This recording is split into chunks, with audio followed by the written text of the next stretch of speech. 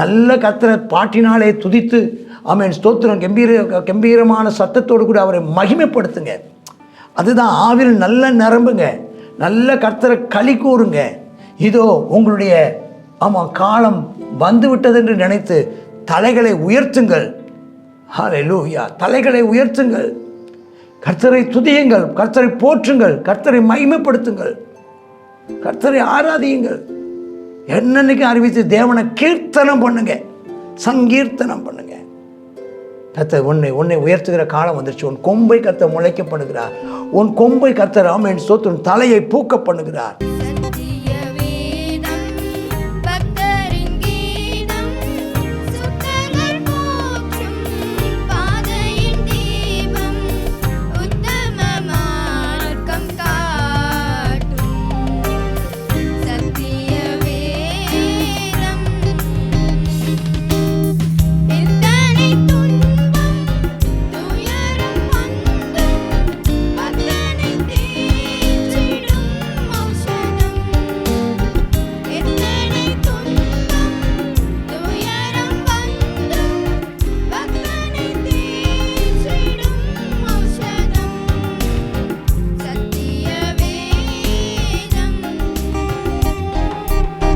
கர்த்தருடைய பரிசுத்த நாமத்திற்கு மகிமை உண்டாவதாக. சங்கீதம் 75 அல்தஸ்கேத் என்னும் வாத்தியத்தில் வாசிக்கும்படி ராகத்தலைவனுக்கு ஒப்புவிக்கப்பட்ட ஆசாபின் சங்கீதம் ஆகிய பாட்டு. முந்தின பாட்டு ஏற்பட்ட தோல்வி, முந்தின பாடல் தோல்வி, பாழாக்கப்பட்டிருக்குதல், நெருக்கடி, இதில் துன்பம். இந்த 75ஆம் சங்கீதத்தில் அவன் ஒரு விடுவிக்கப்பட்ட காலத்தில் விடுதலையை பெற்றுக்கொண்ட சங்கீதம். எப்படி வர அதான் சங்கீதம். அடுத்த பாட்டு வெற்றியின் பாட்டை பாடுவோம். வெற்றியின் பாட்டு என்ன? வெற்றியின் பாட்டு அப்படின்னா, ஆண்டவர் உம்மை துதிக்கிறோம், தேவனே உம்மை துதிக்கிறோம். முந்தின வசனத்தில் முந்தின அதிகாரத்தில் வாசிக்கிறோம் பார்த்தீங்களா? நம்ம என்ன வாசிக்கிறோம்? உம்மை துதிக்கும்படி எளிமையானவன் 21ஆம் வசனம். துன்பப்பட்டவன் 74:21 துன்பப்பட்ட வெக்கத்தோடு திரும்ப விடாதீங்க, சிறுமையும் எளிமையானவன் உங்களுடைய நாமத்தை துதிக்கும்படி செஞ்சிட்டார் ஆண்டவன். அது சொல்ல, நாங்கள் உம்மை துதிக்கிறோம்ப்பா, உமது நாமம் சமீபமாக இருக்கிறது என்று உமது அதிசயமான கிரியைகளை அறிவிக்கிறேன். நீங்கள் செயல்பட ஆரம்பிச்சிட்டிங்க. கர்த்தர் நியாய தீர்ப்பை கொடுக்க ஆரம்பிச்சிட்டார். அங்கங்கே நியாய தீர்ப்பு நடக்க ஆரம்பிக்கிறது. அல்லேலூயா. எத்தனை நாளைக்கு தான் இஷ்டத்துக்கு நடப்பீங்க? எத்தனை நாளைக்கு தான் இஷ்டத்துக்கு ஆடுவீங்க? எத்தனை நாளைக்கு தான் இஷ்டத்துக்கு செயல்படுவீங்க? கர்த்தர் நியமிக்கப்பட்ட காலம் வந்துருச்சு. ஏதாவது நியாயம் தீர்க்கிறார்.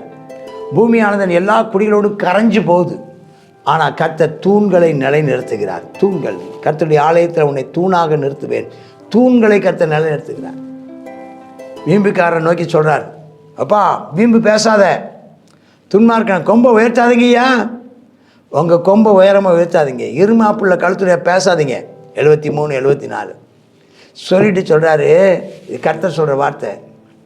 நான் தூண்களை நிலைநிறுத்துகிறேன். நான் வீம்புக்காரரை வீம்பு பேசாத என்றும் துன்மார்க்கனை கொம்பை உயர்த்தாதுன்னு சொல்கிறேன். ஏன்னா வெற்றி கிழக்கிருந்து வராது, மேற்கிருந்து வராது, வனாந்திரத்திலிருந்து வராது.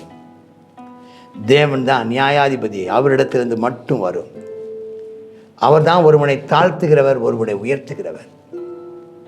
இதைத்தான் அவர் சொல்கிறார் தானியேல். ராஜாக்களை தள்ளி ராஜாக்களை ஏற்படுத்துகிறவர், ராஜ்யங்களை தள்ளி ராஜ்யங்களை ஏற்படுத்துகிறவர், ஆட்சிகளை தள்ளி ஆட்சிகளை ஏற்படுத்துகிறவர். அவர் தான் ஒருத்தனை தாழ்த்துறவரும் ஒருத்தர் தான். அவர் தான் ஒருத்தனை உயர்த்துகிறவர்.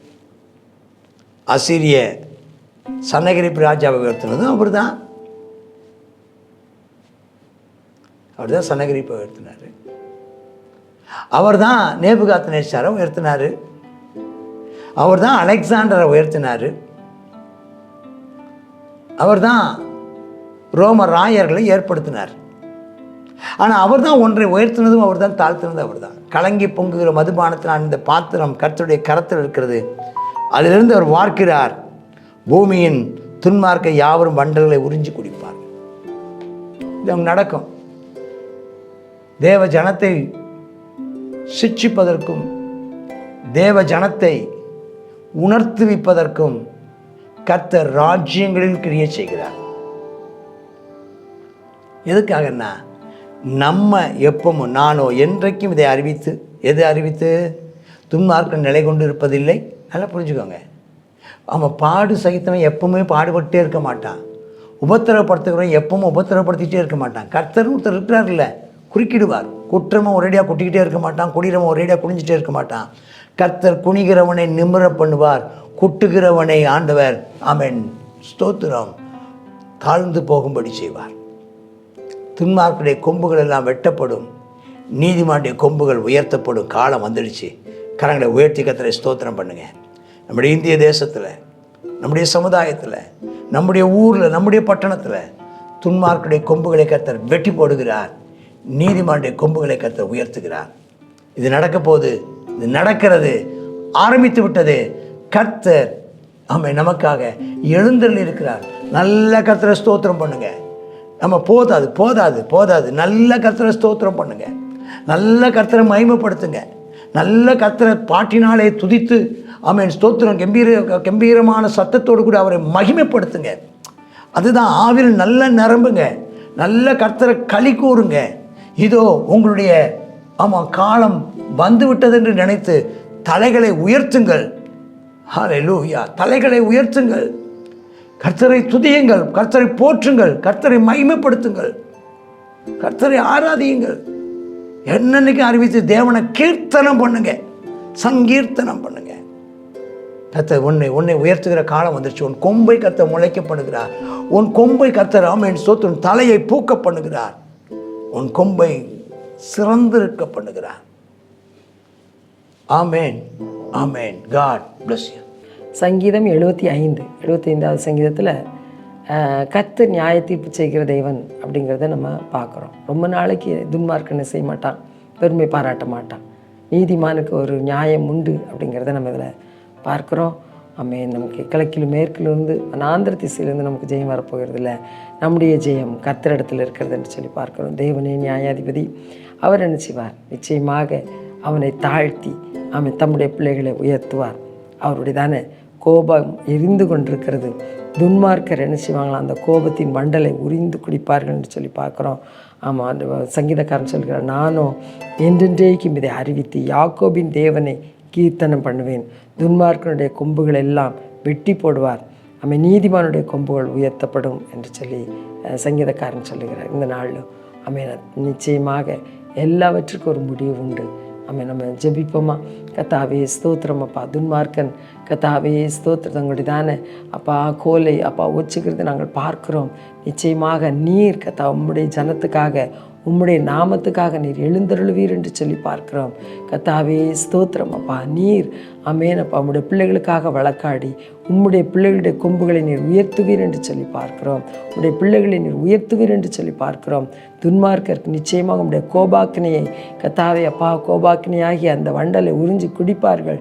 கர்த்தாவே அது எங்களுடைய கண்கள் காணும் அப்பா. உமக்கு விரோதமாய் கொக்கரித்து கொண்டிருக்கிற ஆரவாரித்து கொண்டிருக்கிற எல்லாவற்றையும் கர்த்தாவே நீர் அடக்கி போட்டு தேவரீர் உம்முடைய நாமத்தை நீர் உயர்த்துவீர். உம்முடைய கர்த்தாவே ஆளுகை நீர் கர்த்தாவே அப்பா காண பண்ணுவீர். உம்முடைய பிள்ளைகளை நீர் காப்பாற்றுவீர் ஆண்டவரே. அப்பா துன்மார்க்குடைய இஷ்டத்துக்கு உம்முடைய பிள்ளைகளை ஒப்பு கொடுக்காதீங்க ஆண்டவரே. உம்முடைய பிள்ளைகள் அப்பா என்னால் கம்பீரிக்கும்படிக்கு நீர் உம்முடைய பிள்ளைகளை எல்லா தீமைக்கு விலக்கி பாதுகாத்து கொள்ளும். இயேசுவின் நாமத்தில் ஜெபிக்கிறோம் நல்ல பிதாவே. ஆமென் ஆமென்.